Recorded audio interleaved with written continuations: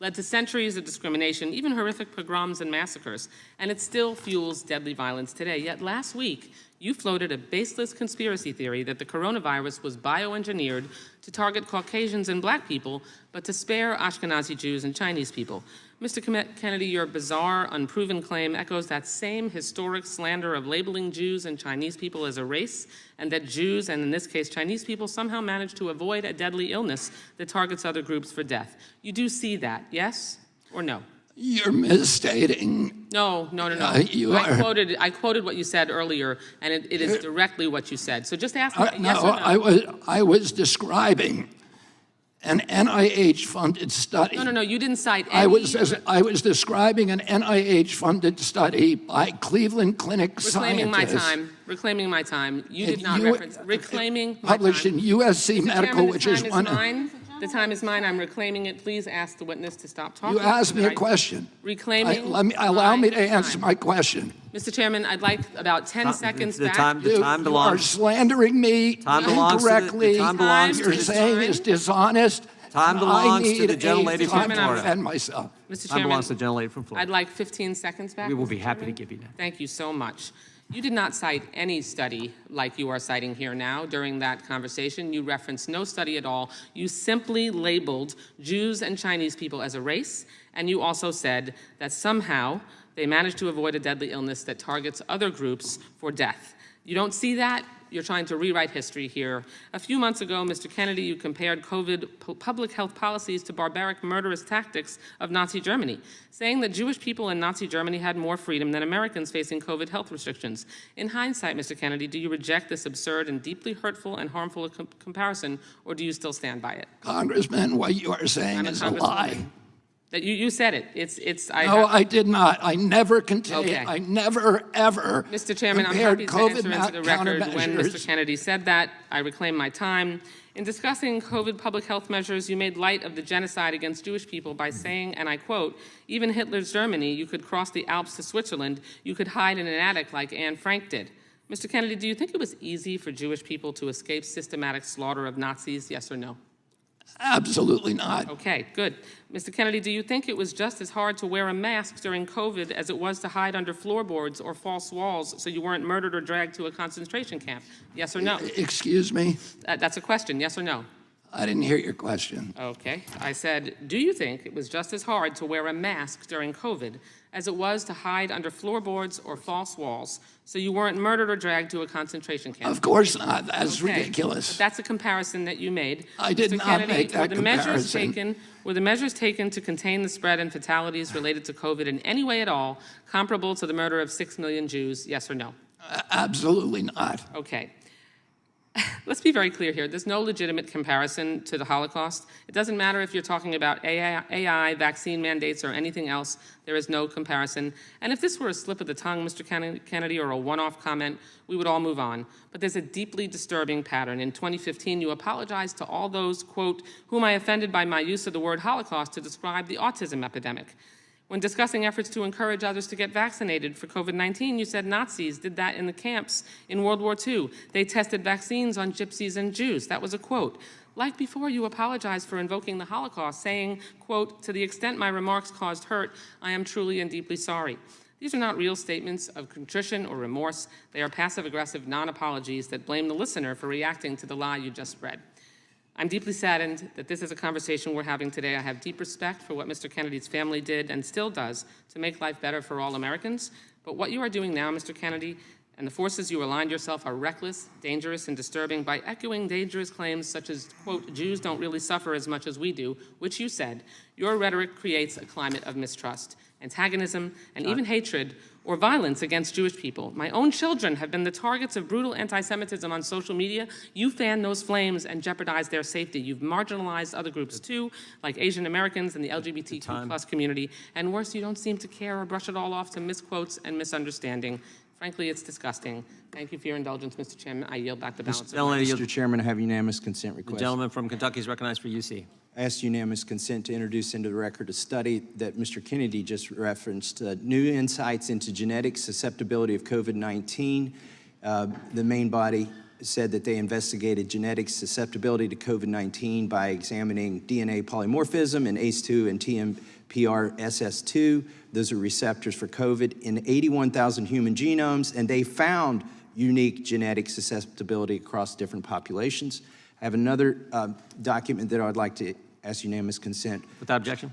to submit, and this is from the FDA review of efficacy and safety of Pfizer-BioNTech COVID-19 vaccine. This is dated December 10th, 2020, and it shows that the Pfizer trial and the USDA broke down the effectiveness of the vaccine into 7 different racial categories, because this was also a concern of theirs, and it would frankly be delinquent not to study the effects across the But different Mr. races. Kennedy said it was bioengineered to Without target, Time blacks and belongs to Caucasians. The gentleman from Utah And is spare recognized for 5 whites, minutes. and spare Ashkenazi Jews and Chinese people. That is different Time than any of belongs those to the studies gentleman looked from at. Utah. Thank you, claiming my time.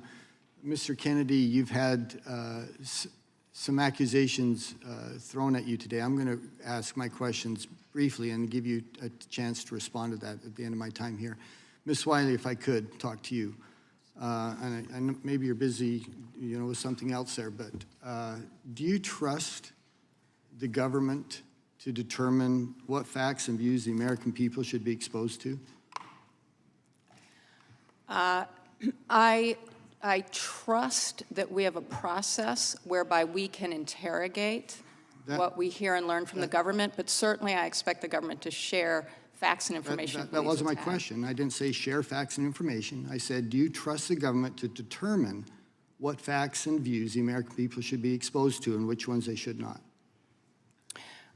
Well, I think I'm struggling with the question because that is not the facts of the case in Missouri. Simple in question. Missouri versus I'm not talking about Biden, Missouri. I'm not talking which about is Missouri. what I was here to- Hey. I'm not talking about Missouri. This is a very simple question. Do you trust the government to determine what facts and views the American people are exposed to?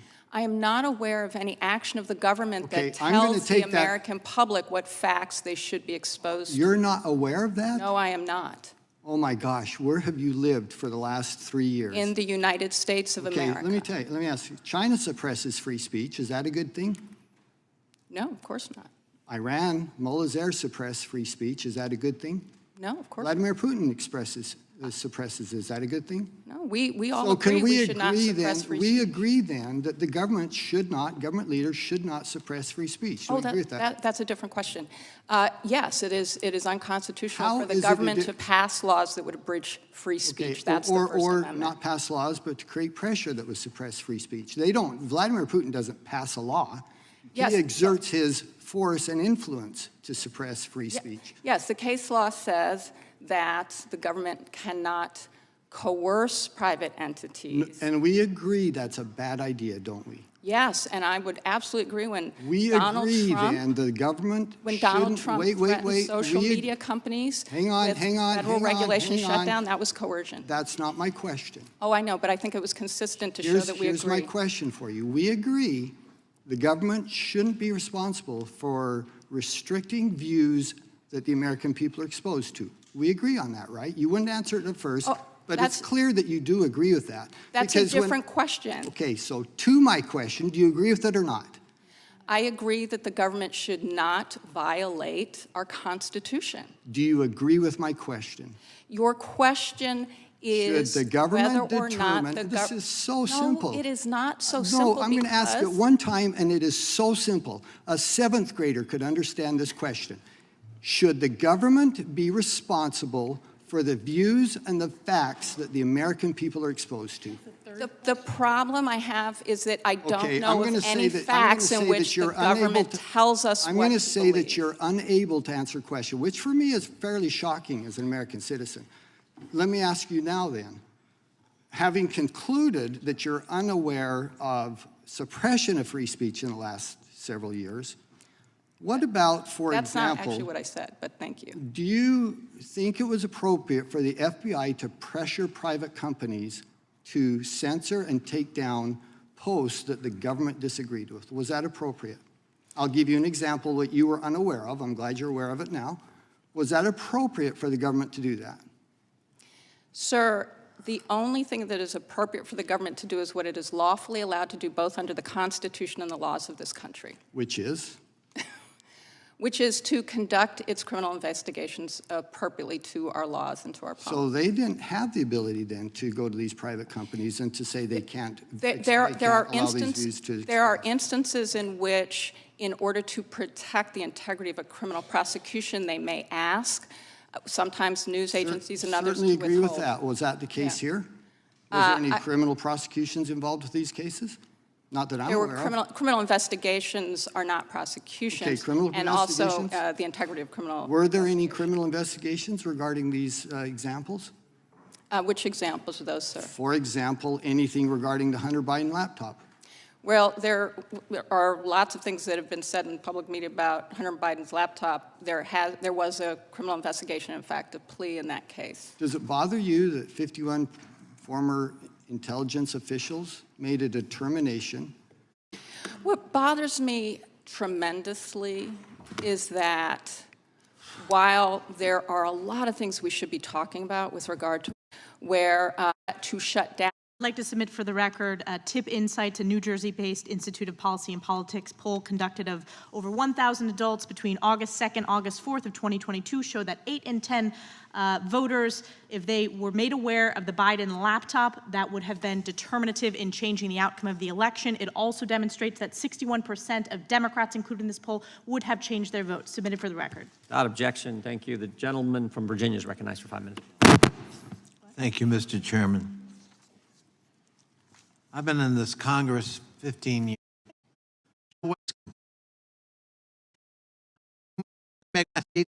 Gentleman from Virginia, we don't have a lot of time to dig into questions, but I would just note. My father. And it makes me profoundly sad to see where we have descended today in this hearing. I yield the balance of my time to Mr. Goldman. Thank you, thank you, the distinguished gentleman from Virginia. We don't have a lot of time to dig into questions, but I would just note for my colleagues on the other side of the aisle who are former prosecutors, you well know that the opinions of a journalist don't amount to actual evidence of anything, and it is a sign of the desperate attempt to satisfy your conspiracy theories that you're bringing a fringe right Gentleman's out of reporter time. to provide evidence of for your investigation, and I yield back. Gentleman yields back. The chair now recognizes Mr. Johnson from Louisiana. I'm so grateful for that segue from Mr. Golden because we're about to talk about hard evidence here. It's really ironic this hearing is covering the left's censorship of opposing viewpoints, and you've all seen it on display all day long. They've been doing exactly that. They've been trying to bully and defame our witnesses and try to cover up their opinions. They actually began the hearing with a motion to prevent them from testifying. You can't make this stuff up. It's on broad display for everybody. They did the same thing yesterday in the hearing with the IRS whistleblowers. You know why? Because the Democrats are panicked right now. They're panicked because it's impossible to cover up the inescapable conclusions of the last few weeks. Let me give you two of them. First, one, the hard evidence, Mr. Goldman and everybody else, now proves that the Biden family is hopelessly corrupt and has apparently engaged in a long pattern of extortion, bribery, influence peddling, and tax fraud and staggering abuses of power. And number two, we're highlighting here today that we now know that a growing list of the most important executive branch agencies of the Biden administration are in on it. They've also been corrupted. They've been weaponized to help cover all this up, the first family's crimes. When we summarize all this stuff, it sounds like a premise of a dystopian novel or something, but it's actually happening right now on our watch. This is not conspiracy theories, this is evidence. Our hearing today is to put a spotlight on one more of these incredible avenues of unprecedented corruption and government cover-up. And here again, a federal court has just affirmed all that hard evidence. It proves that the White House, the Department of Justice, and the FBI, among other agencies, threatened and coerced the social media platforms to censor and suppress disfavored viewpoints and conservatives' social media posts online. I'm grateful we have with us today two individuals, Mr. Kennedy and Ms. Harris, who were directly impacted by that censorship, and the third, Mr. Sauer, who we're about to speak with, serving as lead counsel in the landmark lawsuit against the federal government on this issue. Let's talk facts. The American people are not aware of the magnitude of this case, Mr. Sauer, and its profound implications because most of the mainstream media is in on it too, and they're trying to bury the story. In brief, in May of last year, the attorneys general of my state, Louisiana, and the state of Missouri filed suit in U.S. District Court of the Western District of Louisiana of this blatant censorship. They went after the blatant censorship by the Biden White House in 9 of its federal agencies. 2 weeks ago on Independence Day, the district court issued a truly extraordinary 155-page court opinion, a ruling granting the plaintiff a temporary administrative stay. Which has happened multiple times today. They That either is don't not know right. the law or, I don't know, they're trying to obscure the facts. That's a theme around here. The White House and the fellow Democrats disputed almost none of the factual findings in the court. Isn't that right? So far, we've had 2 emergency stay motions from the Department of Justice, one in the district court, one in the Court of Appeals. And what really struck me in reading those is they just don't dispute those 82 pages of factual findings. Almost none of them are directly disputed in what they've filed so far. So at the very beginning of this lengthy opinion, the court explains the staggering scope of the government censorship uncovered here. At page 2, the court explains, quote, if the allegations made by the plaintiffs are true, the present case arguably involves the most massive attack on free speech in United States history. The court called it dystopian, Orwellian. How broad has this attack been? How many Americans have been censored, do you think? There's judicial findings again and again in the opinion of millions of American voices silenced by these efforts. And it had profound impacts. We know, we just saw the poll in the data that's been entered here, facts, not conjecture, that it probably changed the outcome of the election. The court noted that they suppressed, among other topics, the Hunter Biden laptop story. And the court noted, not you, not me, not Republicans, that millions of Americans were not exposed to that story. Had they been, we know they might have voted differently. We'll never be able to unwind history, but wow, I mean, the profound impacts. What are some of the other categories of speech that the government suppressed with its unconstitutional scheme? Well, the court made findings on that. I just quote them: opposition to COVID-19 vaccines, opposition to COVID-19 masking and lockdowns, the lab leak theory of COVID-19, opposition to President Biden's policies, statements that the Hunter Biden laptop story was true, opposition to the policies of government officials in power. All were suppressed. And that's just some examples, many other examples in the court's findings and in the discovery in the case. I so wish I weren't out of time. I yield back. The gentleman yields back. The chair now recognizes Mr. Allred from Texas for his 5 minutes. Thank you, Mr. Chairman. I yield my time to Ms. Plaskett. I thank the gentleman from Texas. Mr. Kennedy's and others here are claiming that they've been censored, but they actually have a huge megaphone. The rules that my colleague tried to bring up are rules that the Republicans made at the beginning of this Congress. They did not allow the Democrats to be part of that. They either don't know the law or, I don't know, last year, the attorneys general of my state, Louisiana, and the state of Missouri filed suit in U.S. in staggering abuses of power. And number 2, don't amount to actual evidence of anything. And it is, Virginia, we don't have a lot In the United States, and you're an enabler in that effort today. Father.